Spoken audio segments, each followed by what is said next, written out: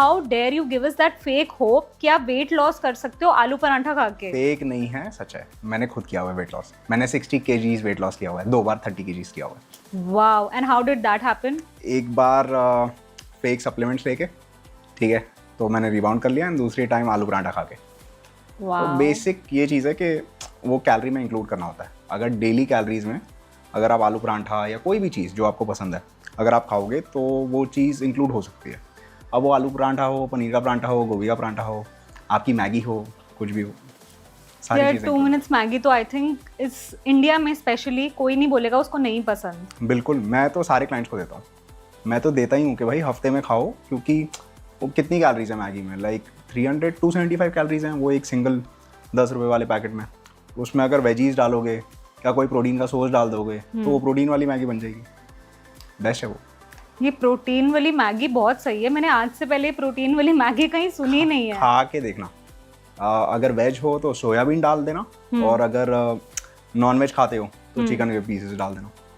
Wow, that's a तो brilliant idea. उसमें 25-30 grams of protein आ जाएगा, 100 ग्राम्स कोई भी चीज़ डालोगे तो। प्रीबायोटिक प्रोबायोटिक में क्या डिफरेंस है?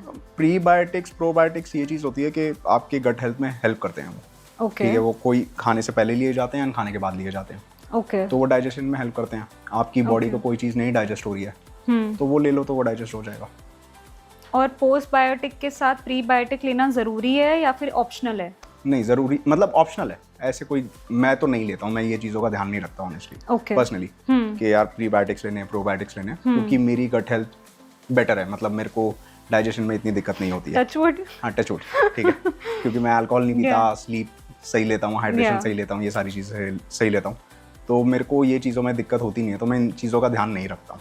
क्योंकि घर का खाना आप जितना भी खाओगे ना, फाइबर खाओगे, ये सारी चीजें खाओगे, तो अपने आप ये सारी चीजें फिक्स होती चली जाएंगी। आपको कि अरे प्रीबायोटिक्स लेने हैं, प्रोबायोटिक्स लेने हैं, या वो याकुल्ट आता है, लोग लेते हैं, कोई कोई लेते हैं वो, क्योंकि वो बाहर का खाना बहुत ज्यादा खा रहे होते हैं। ठीक है, वो सोचते हैं कि लेने से सब कुछ फिक्स हो जाएगा।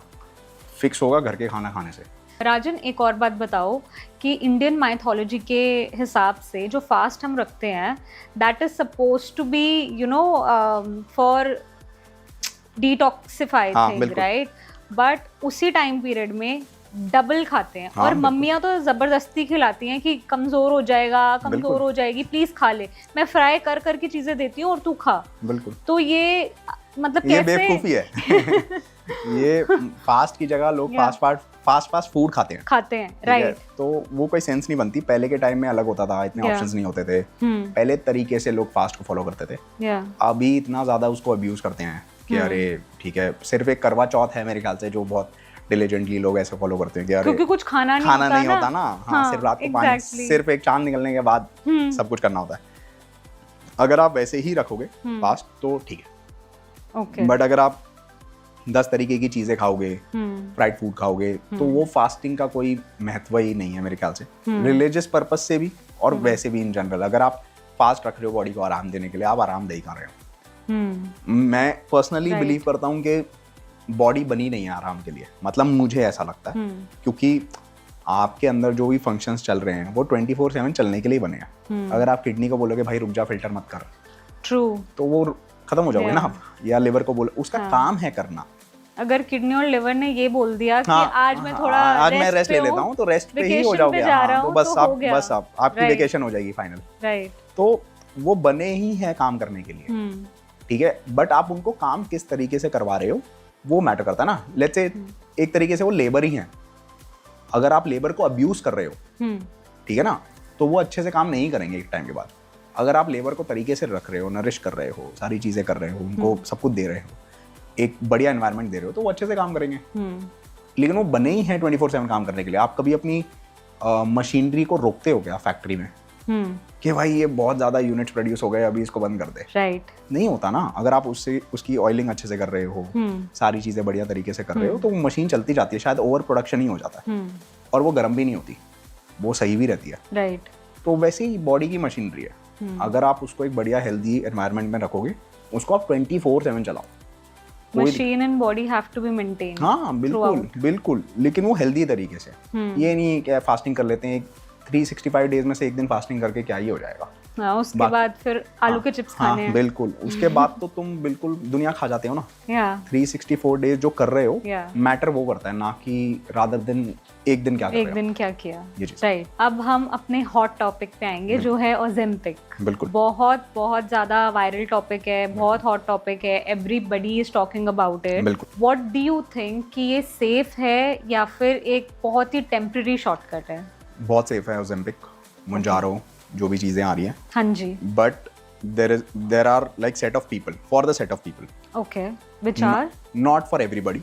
okay. मैंने अभी रील भी बनाई थी पीछे कि अगर आप अगर आप इस कैटेगरी में फॉल करते हो, आप बहुत ज़्यादा ओबीस कैटेगरी के हो, ट्रिपल डिजिट्स में हो, 150 किलो 200 किलो का वेट है आपका, आप सारी डाइट्स ट्राई कर चुके हो दुनिया की, even the sustainable ones, even आप मेरे से भी ट्रेन हो चुके हो या मेरे जैसे किसी सिमिलर कोच से आप ट्रेन हो चुके हो, आपको नहीं समझ आती, आप नहीं कर पाते, कितनी भी आपको अकाउंटेबिलिटी दे दी जाए, कितना भी सपोर्ट दे दिया जाए, आपके घर क्यों ना आ जाए बंदा, आप नहीं कर पा रहे। ठीक है, there are some XYZ issues. ठीक है, आपका मेंटल हेल्थ इशू है, बहुत फक्ड अप है, चीज़ें ऊपर नीचे हैं आपके मेंटल हेल्थ के साथ। ठीक है, और आपको डॉक्टर ने बोला हुआ है कि अगर आपने वेट लॉस नहीं किया, आपने अल्टीमेटम दिया हुआ है डॉक्टर ने कि भैया नहीं किया तो टाटा बाय बाय। अगर ये कोई भी ऐसी 4 कैटेगरी में से आप फॉल करते हो इस प्लेस में, तो गो फॉर ओजेम्पिक, मोंजारो, मतलब बिना, आपके लिए वो वरदान है। लेकिन अगर आप ऐसे राह चलते सड़क से जैसे वड़ा पाव लेते हो, अगर आप ओजेम्पिक ले रहे हो, तो फिर आपके लिए बहुत ज़्यादा वो श्राप के उसमें वो होगा।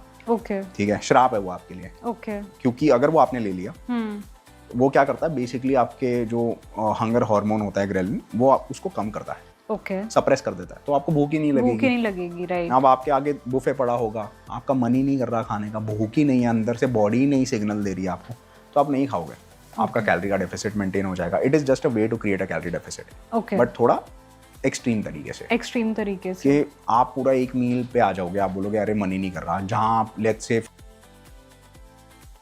1500 कैलोरीज खाते थे, आप वहाँ पे बोलोगे अरे मेरा तो 5 रोटी में काम हो गया, तो 1000 कैलोरी का या 10 रोटीज का डेफिसिट क्रिएट हो गया, ऐसी डेली बेसिस पे हो गया, आप वेट लॉस करने लग जाओगे। ओजेम्पिक लेके लाइफस्टाइल चेंजेस भी करने पड़ते हैं? बिल्कुल करने पड़ेंगे, आपकी हैबिट्स नहीं, क्योंकि कभी ना कभी तो छोड़ोगे ना ओजेम्पिक।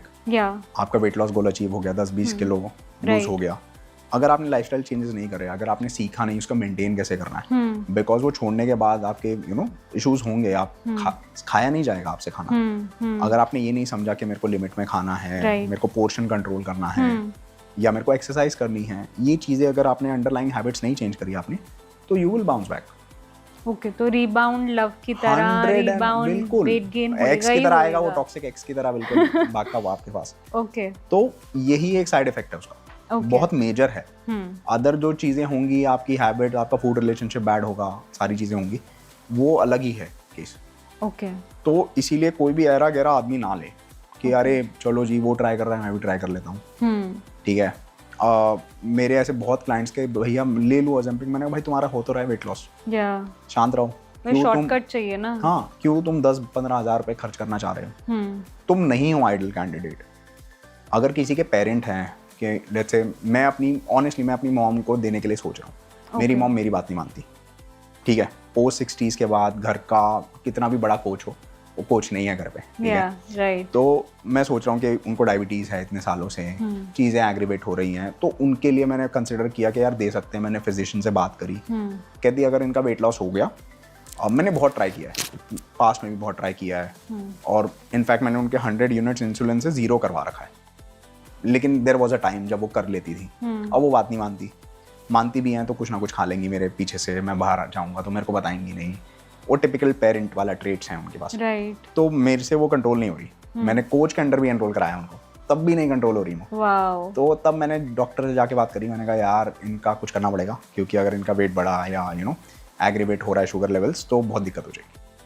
तो अभी डॉक्टर ने उनको बोला कि आप ले लो, 2.5 से शुरू करो, एंड धीरे धीरे, बस क्योंकि आप ऐसे मतलब कोच हो, इस चीज़ से बाहर भी कैसे लाना है, इसको मेंटेन कैसे करना है। तो मैंने कहा वो मैं करवा दूंगा, लेकिन you will be the doctor at home for her. हाँ बिल्कुल। तो वो बहुत ही एक आइडियल कैंडिडेट है। अगर आइडियल कैंडिडेट वो उस चीज़ में आप फिट हो रहे हो ना, गो फॉर इट, लेकिन ऐसे मत कि भैया ऑर्डर कर दिया और ले लिया। राजन, बहुत सारे लोग हैं जो ओजेम्पिक ले भी रहे हैं, उनको लेना है नहीं लेना वो बात की बात है, बट अगर उनको लेना भी है but they are still very shy away from telling. Why do you think that thing happens? क्योंकि बैशिंग होगी ना,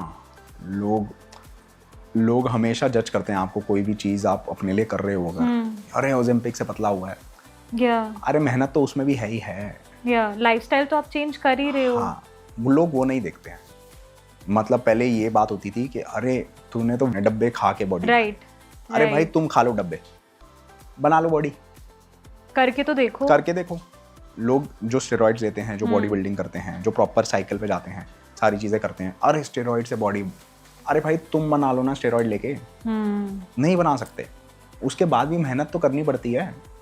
एक इंजेक्शन आपकी चीजें सप्रेस कर रहा है या एनहांस कर रहा है, एक्शन तो तुमने ही लेना है ना। तो वो एक्शन को लोग ना बैक एंड पे डाल देते हैं और सिर्फ उसको दिखता है कि अरे ये तो बहुत इजी तरीके हम भी कर लें। और जब जो बंदा ले रहा होता है, जो ये सुन रहा होता है कमेंट्स, उसको लगता है कि अरे मेरी मेहनत वेस्ट हो गई, मेरे पैसे वेस्ट हो गए, बहुत ही लो फील होता है उस चीज़ में कि मेरे को अप्रिशिएट नहीं कर रहे कि मैंने इतनी बड़ी चीज़ करी है। तभी आई गेस सेलिब्रिटीज इतना खुल के नहीं बोल पाते हैं, अरे इनके पास तो पैसा है, अरे इनके पास तो ये सारी चीजें हैं, कर मीडियम है। अरे भाई मेहनत तो करी है ना। ऋतिक रोशन अगर बॉडी बना रहा है, चाहे 10 ट्रेनर्स के साथ बना रहा है, बना तो खुद ही रहा है, वर्कआउट तो खुद ही कर रहा है, तो वो मेहनत को अप्रिशिएट कर लो, तुम भी बना लो।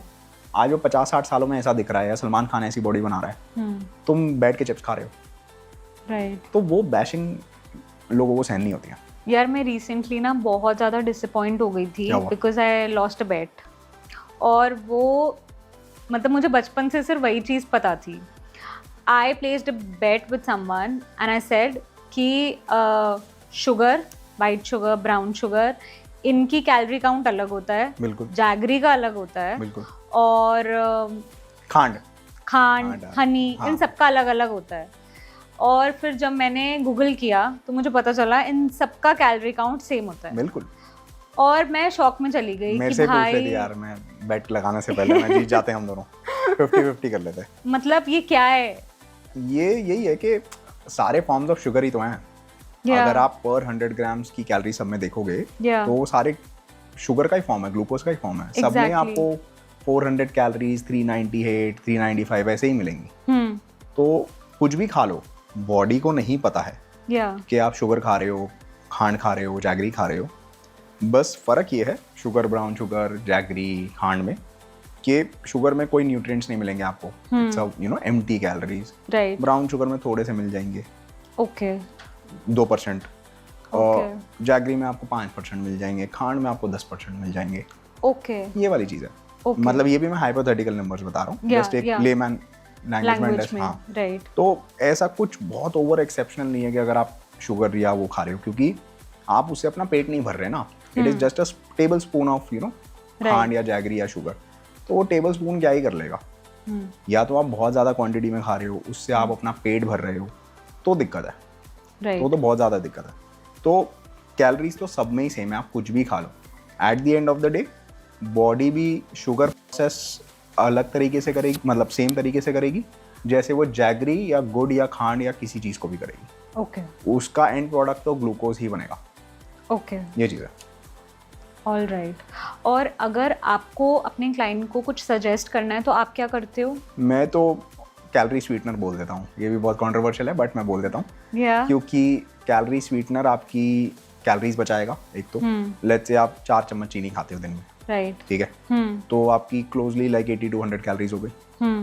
अब वो 100 कैलोरी बचाने के लिए मैं बोल देता हूँ यार शुगर फ्री यूज कर लो, स्प्लेंडा यूज कर लो, स्टेविया यूज कर लो। बट उसमें भी बहुत ज़्यादा लोग बहुत ज़्यादा डरते हैं कि अरे कैलोरी स्वीटनर है जी।